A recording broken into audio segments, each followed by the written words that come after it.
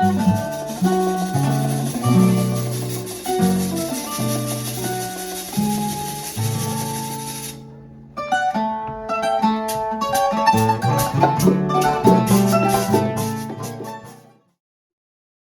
everybody for joining us tonight. I'm here today with Karim Gibson, father, husband, son, and professionally, a middle school administrator. Karim is someone I grew up with in high school. He has an incredible story.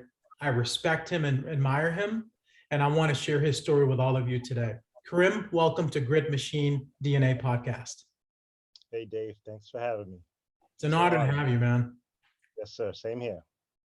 Well, we're going to dive right in. So here at Grit Machine DNA, Karim, we inspire people. We want people to hear wonderful stories of people doing incredible things like you. So we're going to dive right in. Who is Karim Gibson? So who am I? Well, Karim is a first generation Caribbean American. My parents came here in the mid 70s. First, they landed in Philadelphia, and then they decided that Lynn was going to be the place where my parents were going to raise their children, being myself and my brother. My mother came to this country from Trinidad and Tobago, and my father came about a year later, 11 months to a year later. They married in 1974, had me in 1976. I was raised in the melting pot of Lynn, Massachusetts, a wonderful experience for me. I was raised on valuable principles, discipline, guidance, lots of love. And, along the ways at a very young age, I was introduced to the faith of Islam through my father. And it became part of the household. And, I like to say that my life has wonderful phases. Wasn't always roses. There was some certain points where there were some challenges in my life, especially as a teenager, but it molded me to be the person I am today. Husband, a father of two wonderful children, and like you said earlier, an administrator, a career that I've been part of. Education, I've been part of education now for going on my 19th year, as a teacher, as a coach, as a mentor, and now as a school leader, working to inspire kids of all backgrounds and cultures. And it's been a wonderful ride. That's awesome, Karim. I'm going to ask you to do the elevator pitch. If somebody were to ask you in less than, 10 words, who's Karim Gibson? What would you say? In less than 10 words, I would say that I am a provider. I am a loving person. I am neighborly. And I want to just live the good life and treat my neighbors with respect and do well for others. I love it. So, Karim, you and I grew up together. We went to we should say we went to high school together. I want you to paint a picture of what life was like when you were growing up around your high school years. What was life like? And what was Yeah, sure, Dave. I was very timid in high school. I was small. I actually nobody knows this. I share this with my students, but I came off the tail end of being bullied when I was a youngster. And, verbally, physically, by, the neighborhood kids. I was smaller, I was shy, I was insecure. I had my neighborhood friends, but then when I explored beyond the neighborhood, in school, ridiculed for being culturally different, ridiculed for the way I spoke, ridiculed for the way I dressed. And then I found, around middle school, I found sports being a wonderful outlet.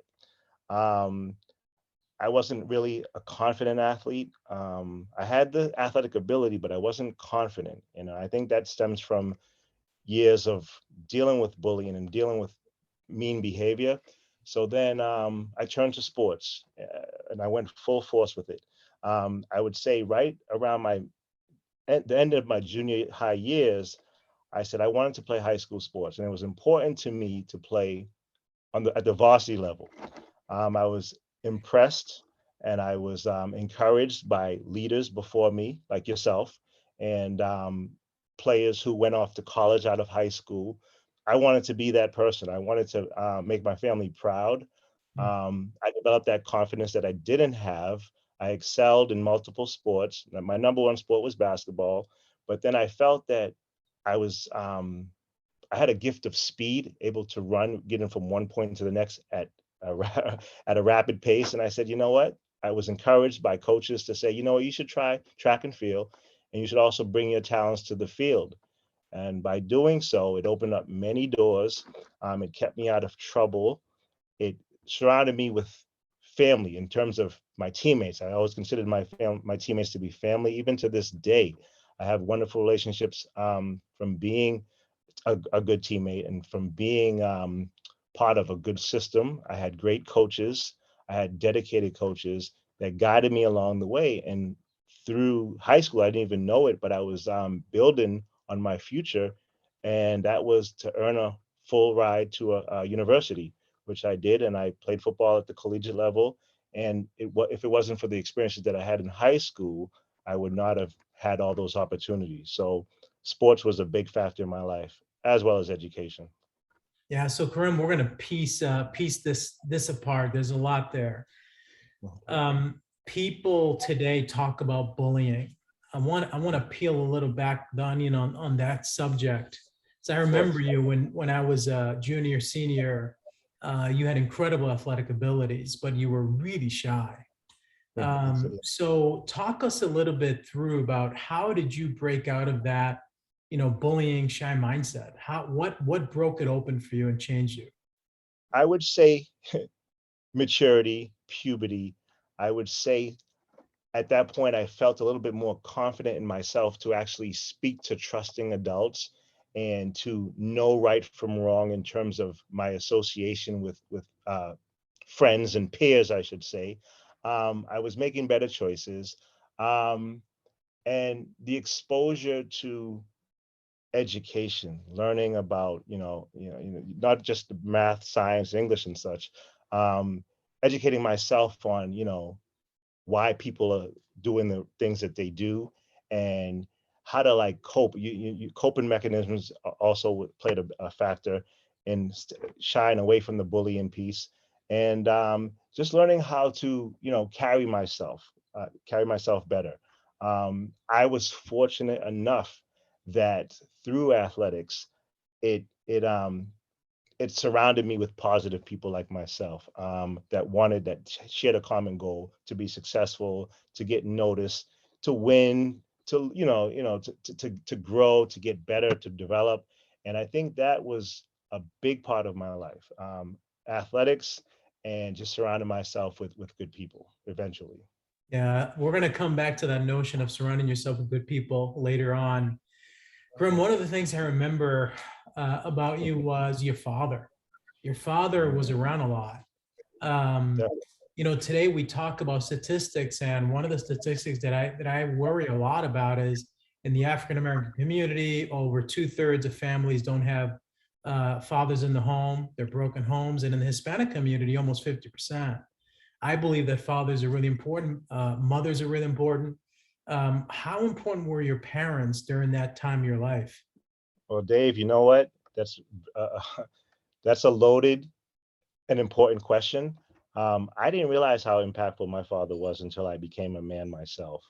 Um, my father was strict. He was he ruled with an iron fist, and to a point where I felt I was afraid of my father. I actually was afraid of my father. I was afraid to do anything wrong. I was afraid to make mistakes. I think that's why I think I became an easy target for bullies. I kind of was like coward because my father was so strict. And he did that because he grew up without a father. And it was his way of, he was part of gangs growing up in his country. And, he really loved his children, myself and my brother.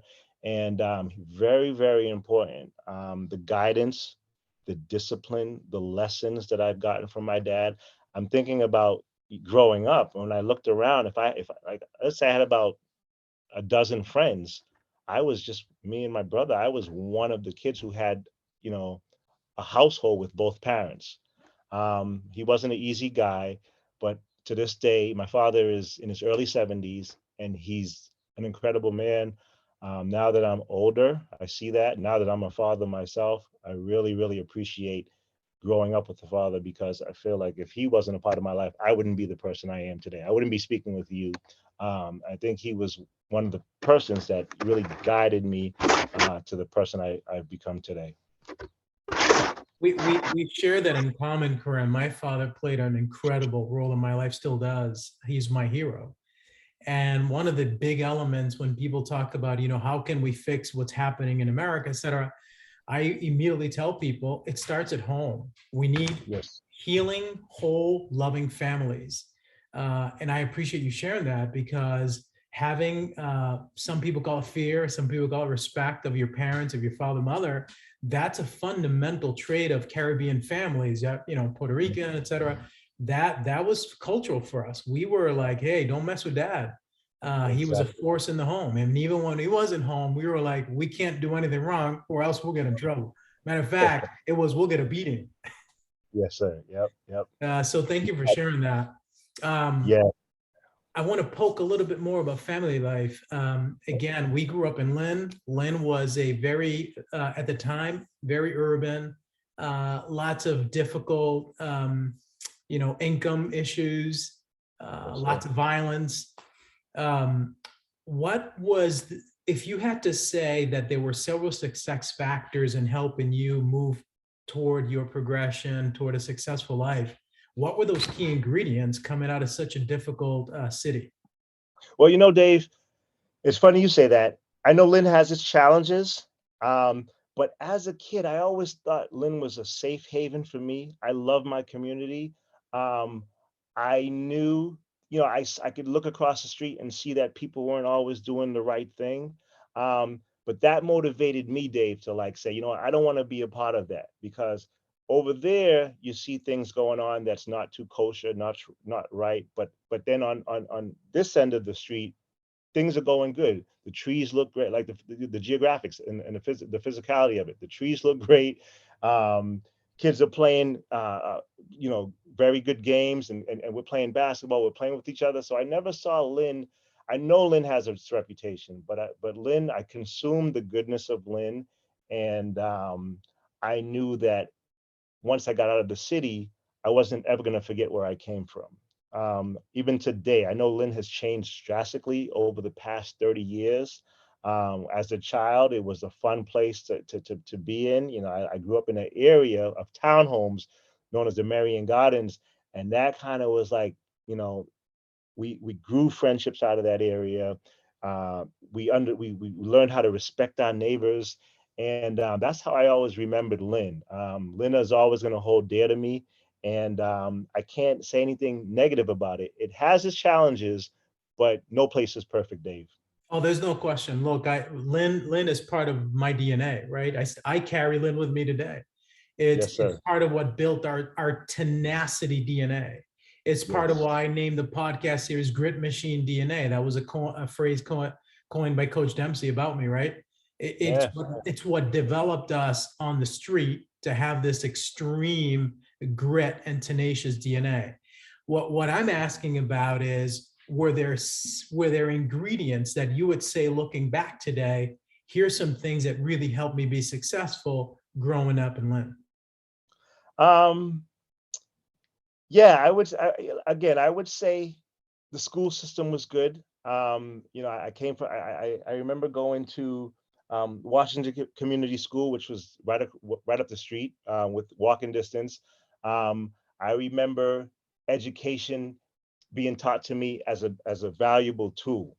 And from there, positive friendships grew out of that, which also turned into not only friendships with my boys and my friends. I also became a member of their immediate family. So I was always surrounded by, impactful and positive experiences outside of the bullying. That's why and bullying wasn't like a major issue with me, but education, family values, um, fun times, peer relationships, and just overall knowing right from wrong in the community, knowing that trouble exists, and knowing that, okay, I could easily get involved in that if I turn left, but I'm always going to be guided by turning right because of my own family, because of friendships, and because of the education system. Yeah, Karim, I appreciate that. You talked about having good people around you earlier. I Yeah. want to poke at that. What does that mean? And I want to ask you the question from the perspective of listeners who are thinking about their circumstance. What does it mean to surround yourself with good people as a matter of helping your own personal development toward a better future?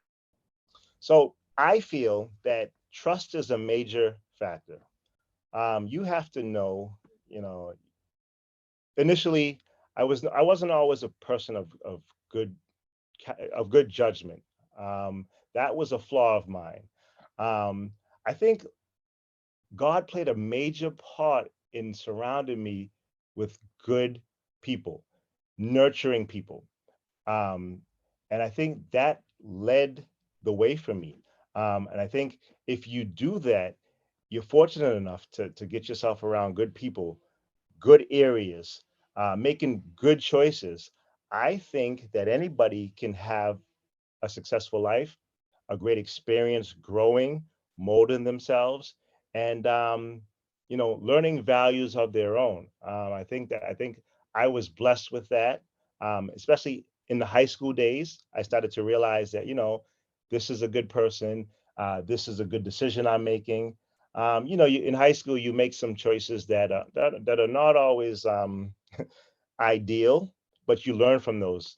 And I think I had the support of others that would help me learn from the mistakes, or even try to like check me and say, you know what, Karim, take a different approach. So I've always had that. I was fortunate to have that growing up. That's awesome. All right, we're going to dive into your football career. Yeah. High school,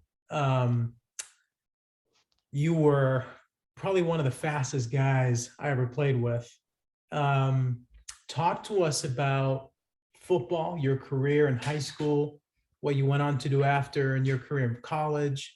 And I want to ask from the perspective of listeners who are like wondering, who is this guy Karim? What do you mean he was fast? What did he do?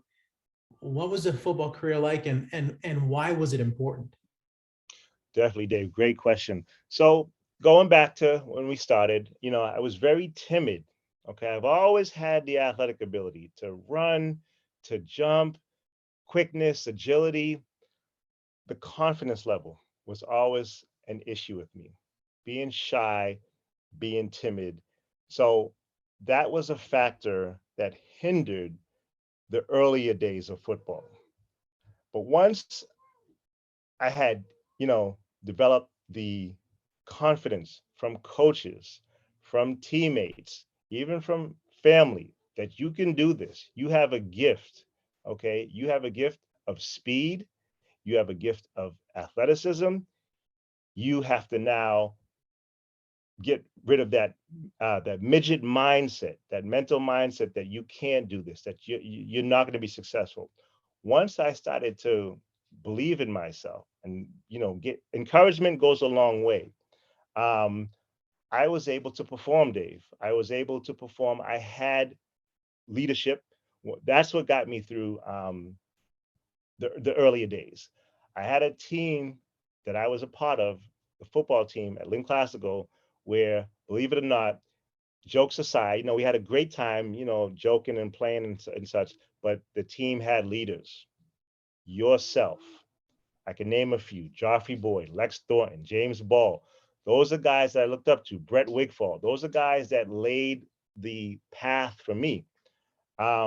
This may sound corny, but the fact that they were always, in the spotlight, the newspaper, local TV, sports radio, the names were being heard. Dave Morales. I wanted to be that person too. I started to look at you guys from the rear. I was a person in the back looking at the success that you guys laid down. Toughness, attitude, positive attitude, the way you carried yourself in the hallways, the way you carried yourself as captains. That was very inspirational, Dave. And that actually paved the way. Once you guys left, I kind of, I became a captain of the football team. and I knew that I owed it to you guys. Okay, you guys were clean about it.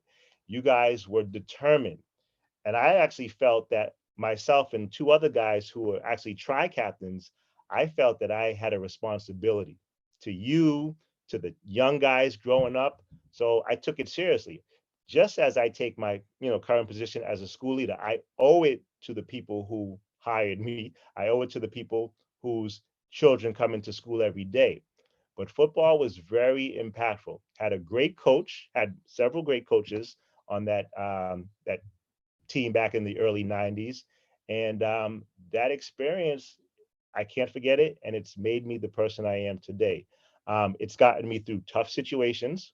You know, it's gotten me through disappointments. It's actually gotten me through, it's allowed me to be a more confident person, a more vocal person, all from the great sport of football during that time at Lynn Classical. So Karim, there's some really important themes here that you're covering. The first one is mindset. Mindset. One of the things that I love about your comments is you had a clear, winning, positive mindset. Any individual with a clear, positive mindset can do good things. That's a big statement. The other piece here is personal responsibility. Yes. A topic that doesn't get talked about often. You had assumed personal responsibility over your outcomes, your actions, and your decisions to do good, better things. And I love that because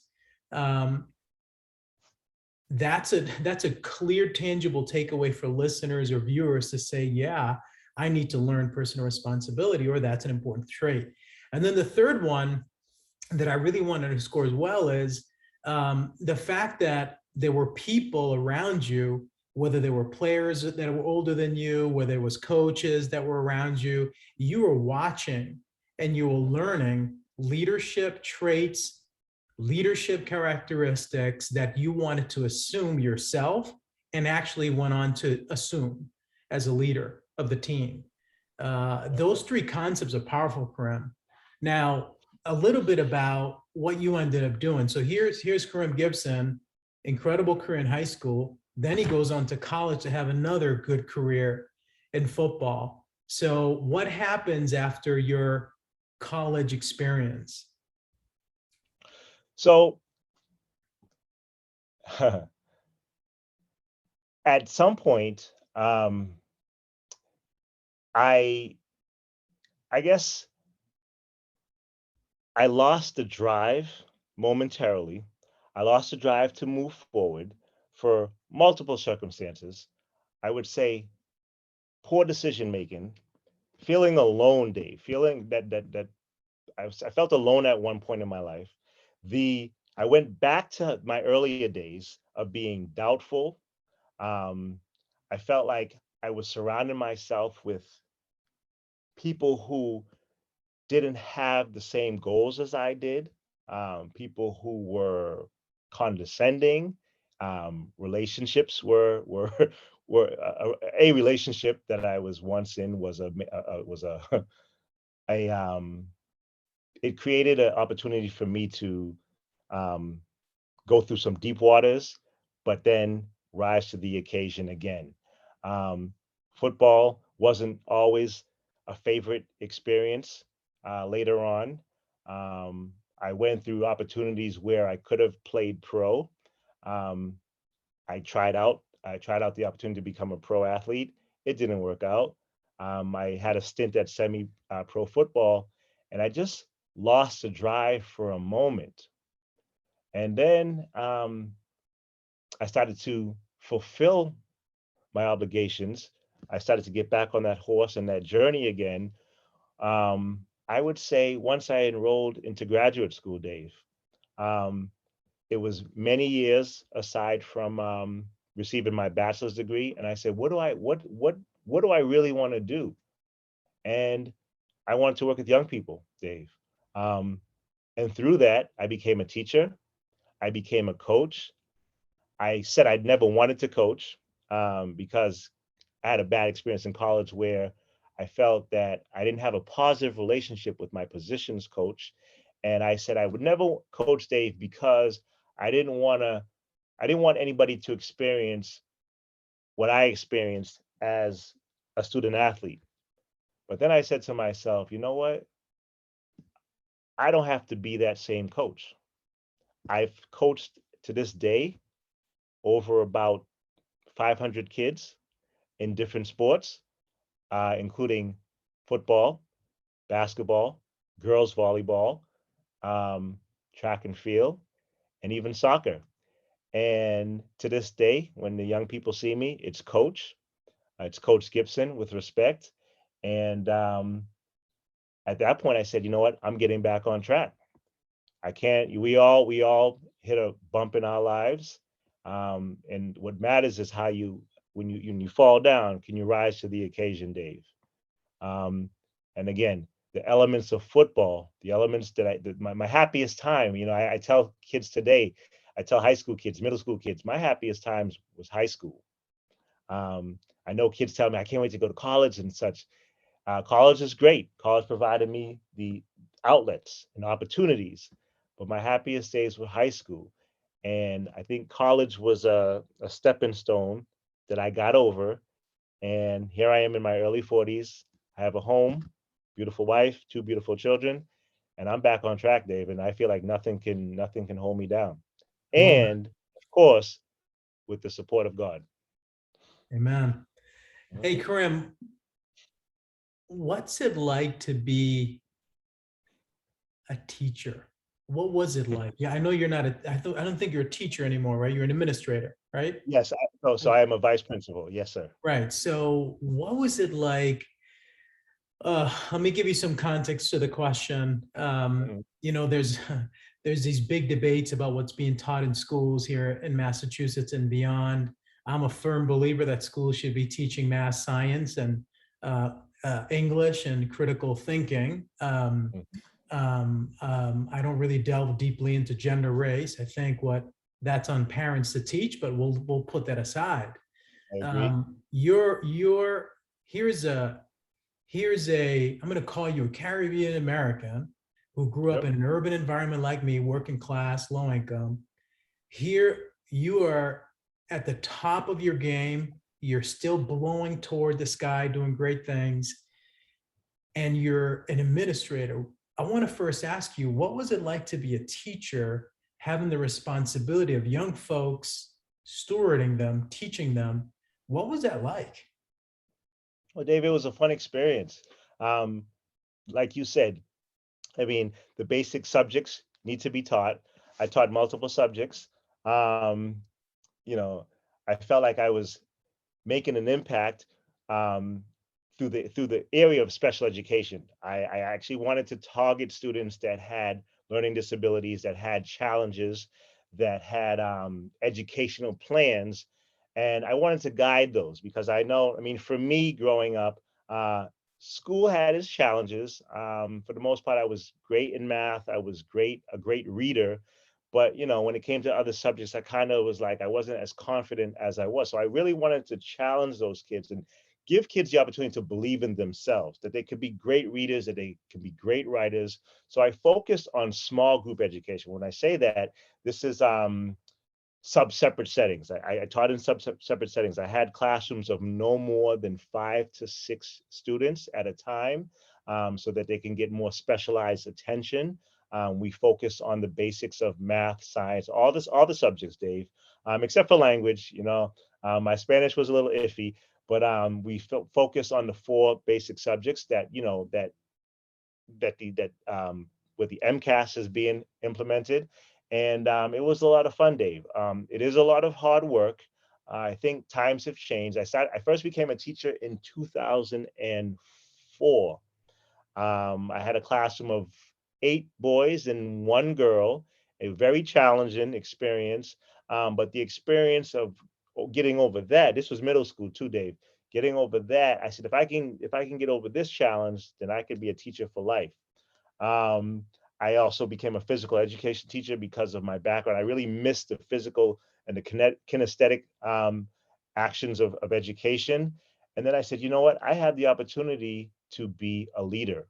My goal while I was in graduate school was to open up my own school, an urban school for all boys. I've actually spoken to other people about it. It is still a goal, but I just wanted to get my feet wet in the experience of being a school leader. My next step is to rise up to become a principal. And eventually, I'm hoping that before the age of 50, I'm working on opening up my own school to support boys in the urban community. And I love it. I love count me in as a supporter. Thank you. So let's dive into fatherhood. Yeah. So Karim, like me, is a father. Talk to us about your family. All right, man. I have a wonderful son who I tell him all the time. His name is Elias. He's going to be 9 on Sunday. He is a unique kid. He's very fun. He's clumsy. He's the opposite of me, but that makes him of me as a child, but that makes him special. He's outgoing. I wasn't outgoing. Um, he's a lot of fun in terms of like creativity, very creative. I wasn't a creative child. Um, he's the love of my life, one half of, of my children. And I always tell him all the time, 9 years ago was the happiest day of my life. The day you were born, June 12th, 2013, my life changed forever. 3 years later, we had a little girl, Fatima, Fatima Senelia Marie Gibson. Um, and having a girl is amazing, Dave, man. I can't really explain it. You'd have to experience it yourself. But to have the best of both worlds, having a boy and a girl is really like it's an amazing feeling. It's a responsibility that I can only I can only speak so much of. It's a major responsibility. It is tiring. You want the best for your children. I think I've been teaching them the values that I was raised on. I really want to continue that generational piece because I know values and responsibility and respect goes back even before even before my parents were born. And we're trying to instill that, my wife and I, in our children. And I think they're responding very well. I'm very Yeah. proud of them. Yeah. How hard is it to be a father in today's environment, especially um, with your profession and the demanding demands on your life and what's happening in society? How difficult is it to be a father? Yeah, Dave, man, that's a great question. Every day it's a challenge, man. Every single day it's a challenge. You see things going on in this world that when you were a kid, either you were oblivious to or it just really didn't exist. Um, I do have some concerns about what's being taught in the classroom today, what my children are learning, and I have a responsibility. I can give you an example where there was a lesson that was being taught when we were fully remote. And I was helping my son out with this lesson. It was a history lesson in second grade for him. And there were some elements of that lesson that I was like, well, in today's climate, I don't think that our young kids should know about this. So I actually called the school. I notified the superintendent. First, I notified the superintendent. Then I spoke to the principal. I wasn't upset about it, but I just said, hey, as a young Black boy growing up in this society, and he's a Medco student, he's bust into a suburban community. I really want you to reconsider your curriculum when it comes to what's being taught. I don't want him to be misled in any way. You got to be protective of your children. At least for my son, who's older and who's gone through the first couple of years of elementary. My daughter's only in kindergarten, so she wasn't really introduced to anything yet. But what's going on? And I think what's going on in other homes that the kids bring into school is a concern. Um, what the curriculum looks like is a concern. It's a great school, it's a great district, but I got to scrutinize and really pay attention to what's being taught, which I really do. And there is a slight uneasiness. When the kids go on the bus, what are they exposed to on the bus? Um, what's it going to be like for them in the next couple of years, especially when my son is going to be in middle school in the next 3 years. I'm thinking down the line. So there is some concern, there is some worry. I'm hoping to instill, along with my wife, instill positive values so that they know right from wrong and they know the value of education. What's the role of parents in their children's education, Karim? Are you saying what do I expect from parents, or what am I doing as a parent? What, What oh man, we're going to dive into both. As a parent, what is your role in your child's education? you know what, Dave? To get them up in the morning, to wish them well, to understand that they're not going to get everything that they need to fulfill as far as learning goes in the classroom. Um, we have to teach them the values. We have to teach them that school is responsible. I feel like if kids don't take school seriously, I think if my children don't take school seriously, Dave, that's on me, because this is an element of life that was for many of us of African descent. We weren't supposed to have this opportunity as far as being in the Western culture, as part of as far as the Western culture goes, through segregation and such. So I take it a little bit deeper, especially from a civil rights standpoint. For me now, in a Black household, education is after God. Education is priority number one. So I just feel that parents should really instill the values of respecting your teacher, respecting your classmate, respecting the whole entire learning environment. Because if you falter and you're there for the wrong reasons, then you can affect all those around you. So I teach my children to go to school, pay attention, um, focus on what you're learning, challenge yourself. You really got to, I think parents need to do a better job challenging their students, their children, definitely. And I think these elements are, it could be appreciated more. It could be laid out as part of the foundation more. And I do think that, exposing your children to other activities, sports, um, music, singing, other extracurricular should be a part of a children's life. I know schools do a good job providing these outlets, but I think parents need to introduce their children to these outlets as well. Yeah, I appreciate that, Karim. So I want to peel that back just from my point of view.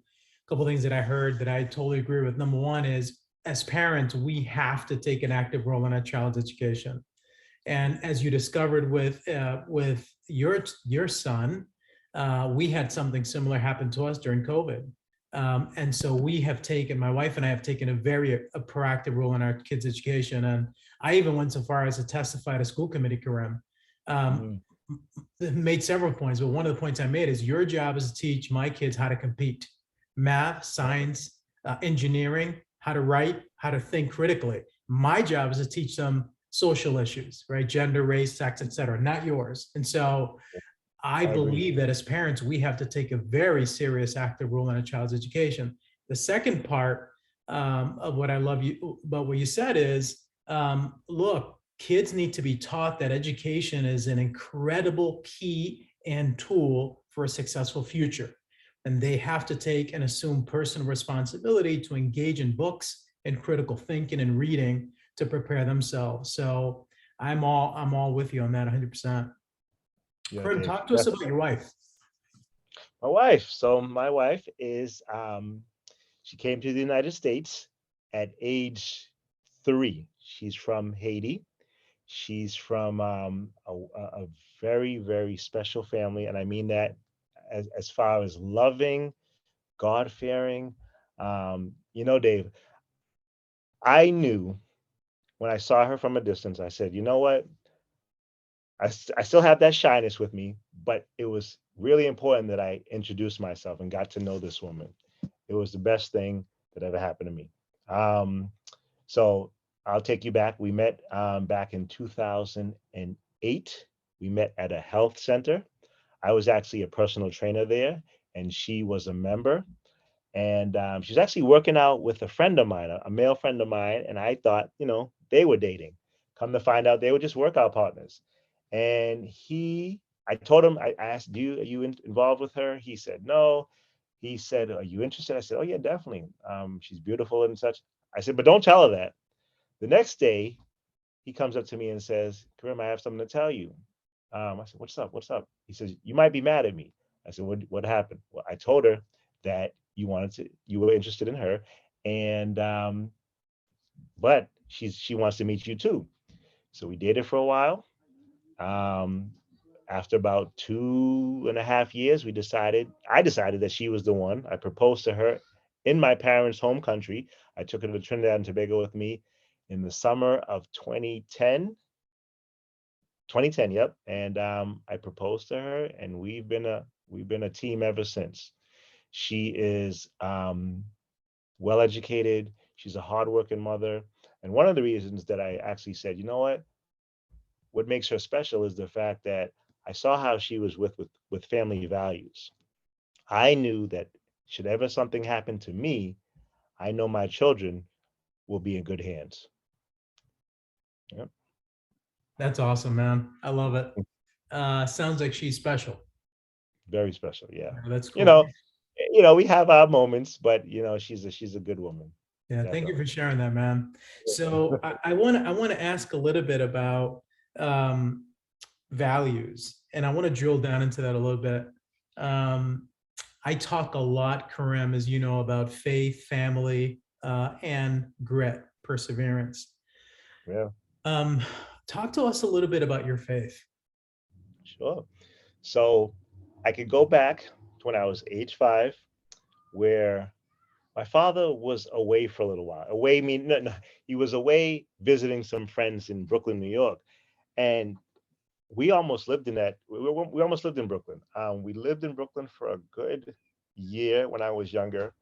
My father wanted to live there. He was a younger guy. He thought New York was amazing. My mother had doubts. She had doubts, which eventually turned into no. But while we were out in Brooklyn, we were introduced to so many different things. Islam. My father had a friend who was very easygoing. My father, kind of a wild guy growing up, and even into his late 20s. And he always paid attention to this gentleman who was folding his clothes. He wasn't eating meat.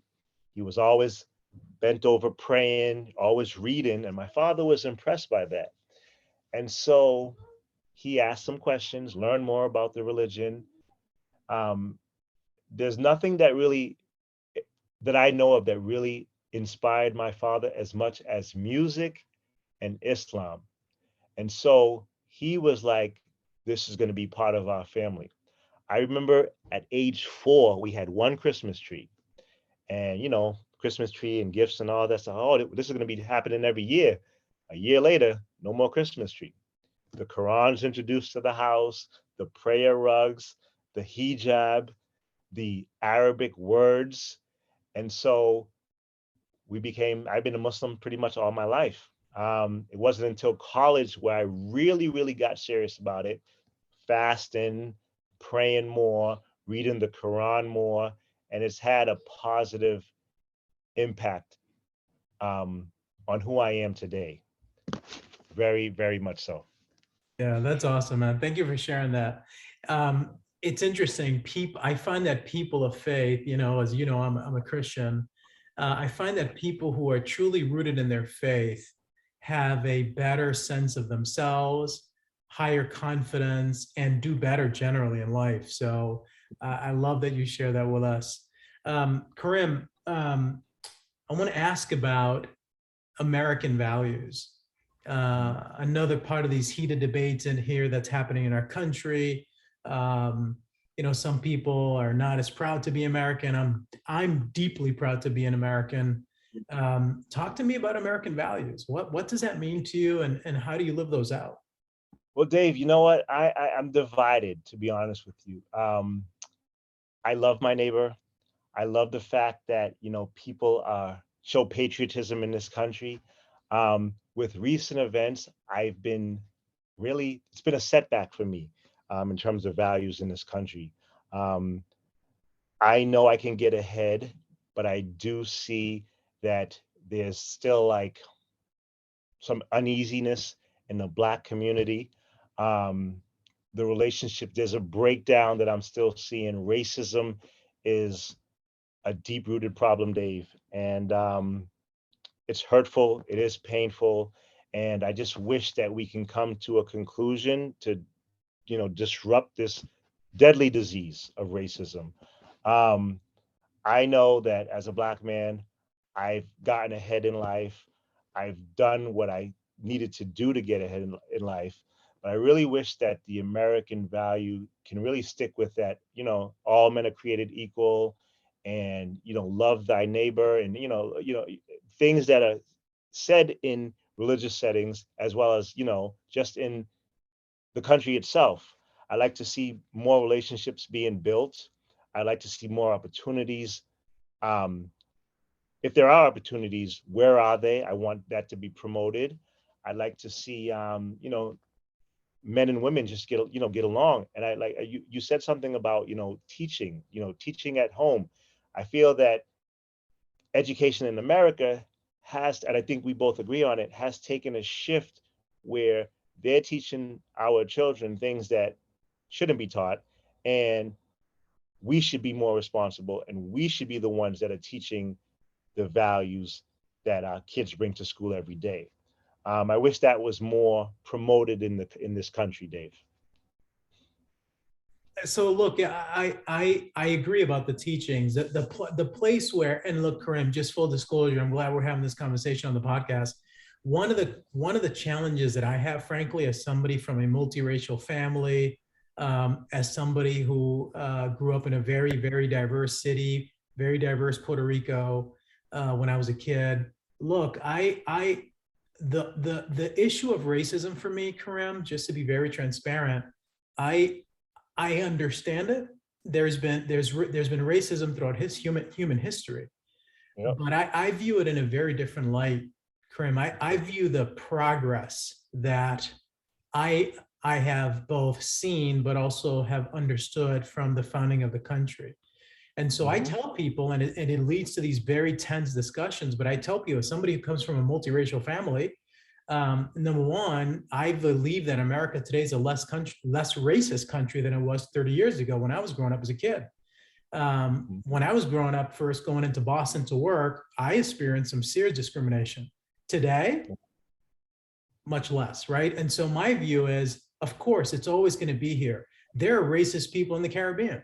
The dark, you know this, the darker your skin color in the islands, the worse it is, Right. right? There's race Oh in yeah. America. Now, here's the part where I have a concern. The part where I get concerned about is that we don't have an opportunity to have an open dialogue where we can disagree or agree to disagree in a cordial manner.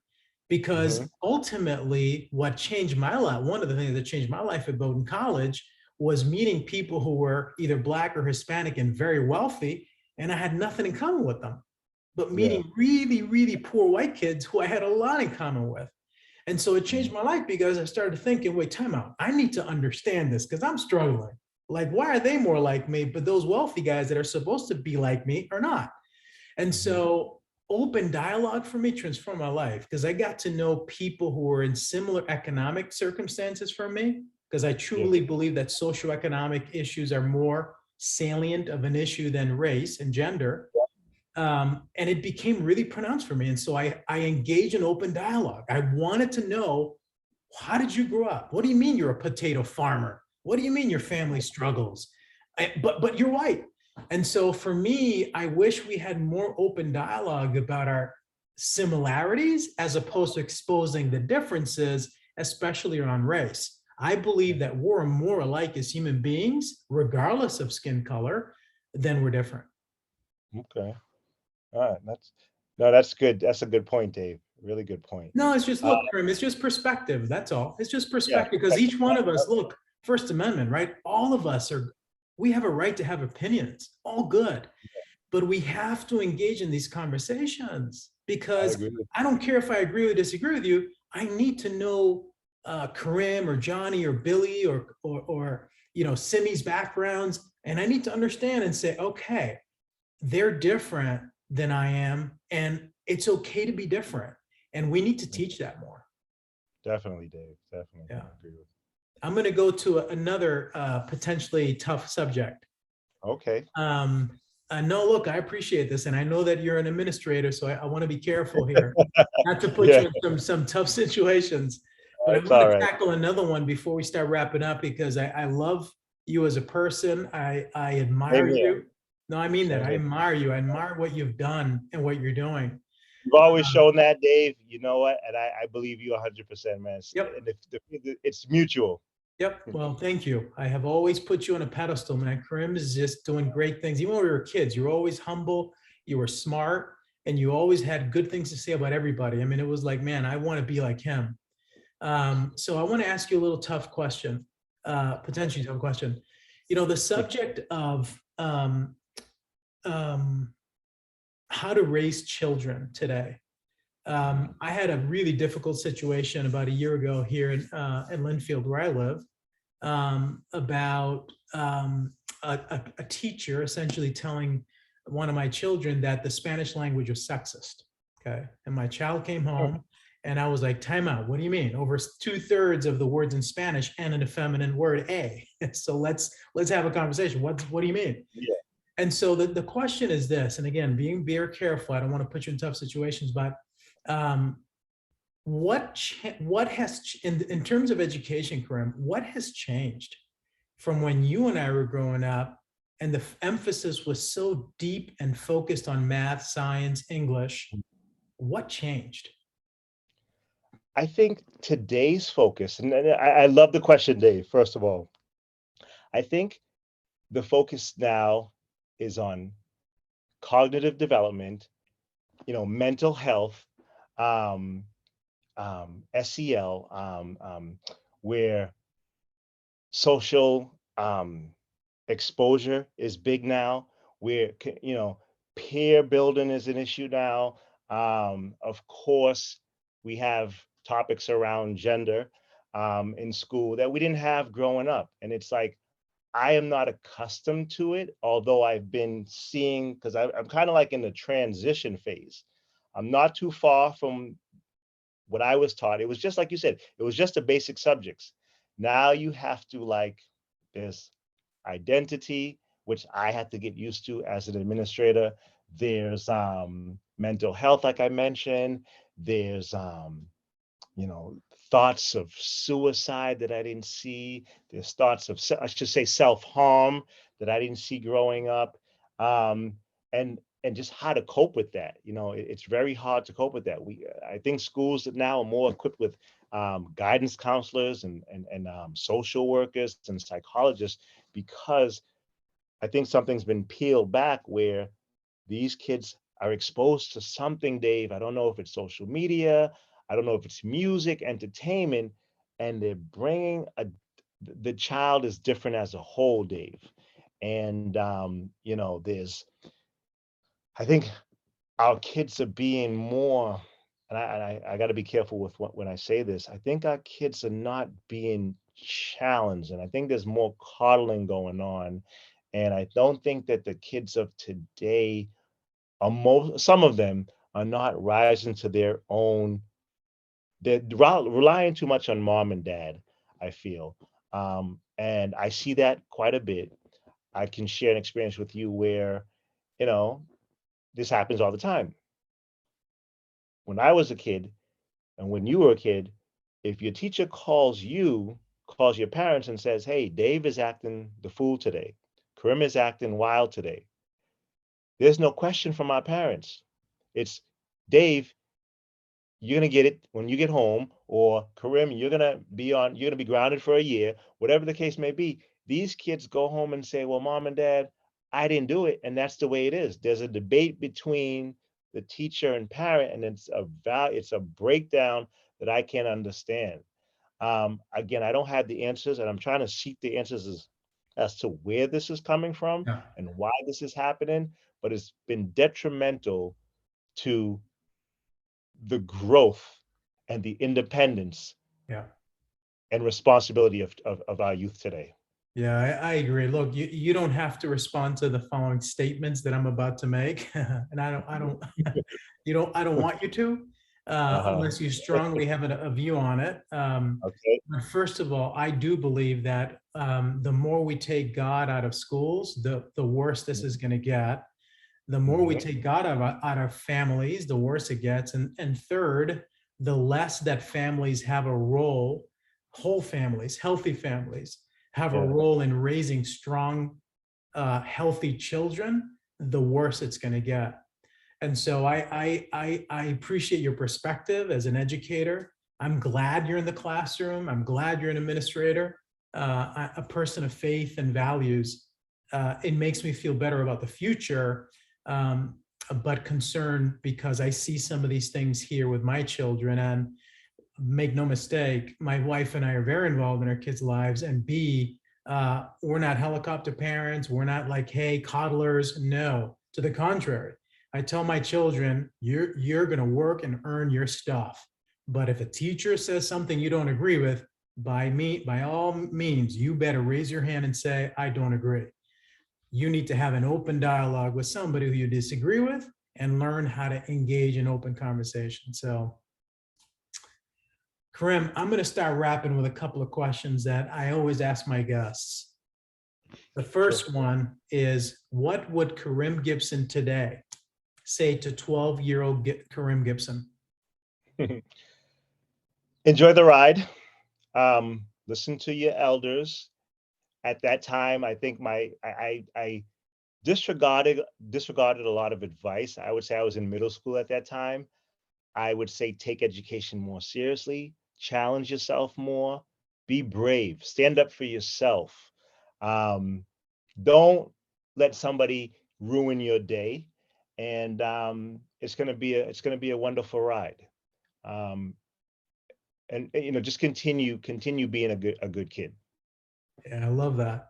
All right, two more questions. What is your definition of leadership? So Dave, that's a good question, man. It's a really, I would say, again, we're going back to can you hear me? Oh, we're going back to responsibility, accountability, challenging yourself, challenging others, being there for your followers, setting good examples, and continuing to get better. One of the experiences that I'm having as a leader today is that I feel I'm somebody that people can count on. And I don't just settle with that. I settle with, okay, you can count on me today. You can count on me tomorrow. You can count on me next week. I think just continuing to better yourself. Don't give in to, you know, don't sell yourself short. Don't give in to that. And just, value yourself and just know your worth. Know your worth. Know your worth for sure. All right, last question. You can take a minute to think about this one. What is your purpose? You know what? At this point in life, I'm getting closer to realizing that, protect your family. Um, your parents are aging, you know, love them the way that they loved you, care for them in their later years, and just, growing, continuing to grow, and just being better for the people around me, simply said. I love it, Karim. Any parting words before we wrap? No, Dave, it's all about you, man. You have been a great friend for all these years. Um, you're valuable to the community. You're valuable to your family. I've seen that. I watch you grow. I watch you go off and be successful at college in Maine. I actually thought I was going to go to Maine, follow you, but I said I have to create my own destiny.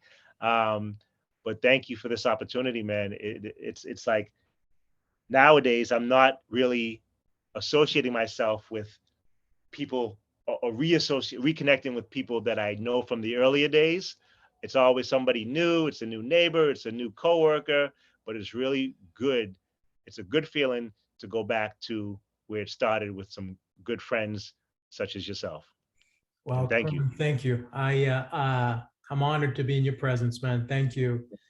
Karim, thanks for everything you're doing for the community as an administrator in education. Really, the work you're doing is powerful and important to our society. So thank you. I want to thank you guys for joining us in another series of Grit Machine DNA. For more series, check out davidamorales.com and stay tuned for the next Grit Machine DNA podcast. Karim, we're signing off. Appreciate you, man. Thank you. Thank you, Dave. You take care. Bye-bye.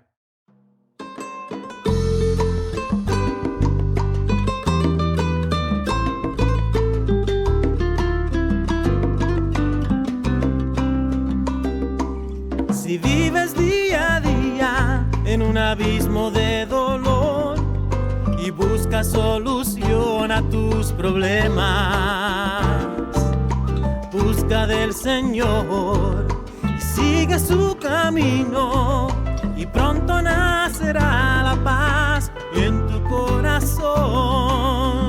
Y con la paz del Señor yo he vencido mi temor y yo vivo victorioso por su amor. Y con la paz del Señor yo he vencido mi temor y yo vivo victorioso por su amor. Si vives día a día en un abismo de dolor y buscas solución a tus problemas, busca del Señor y sigue su camino.